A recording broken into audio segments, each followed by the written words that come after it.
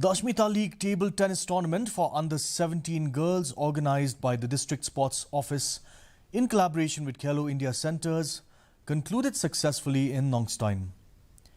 18 young athletes participated in the event where Dafi Bunkeman Shang clinched the singles title while Lansira Marak and Iba Pinchai Paryong took home the doubles championship. The tournament, aimed at promoting women's sports, was attended by Tri Ratna Chavan, Deputy Director of Sai Training Centre Shillong, and other notable officials, reaffirming the commitment to empowering young girls through athletics.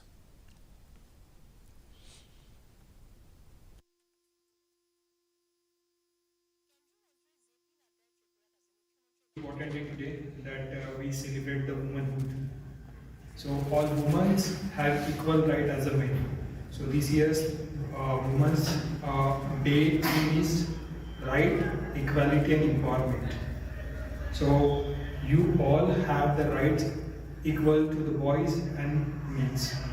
You are not a second gender. You are is as good as the first gender itself. So today you need to understand that you have to enforce your rights. You have to speak for yourself. You have to come up and express yourself, whatever may be the medium. You are the flag bearer for this society.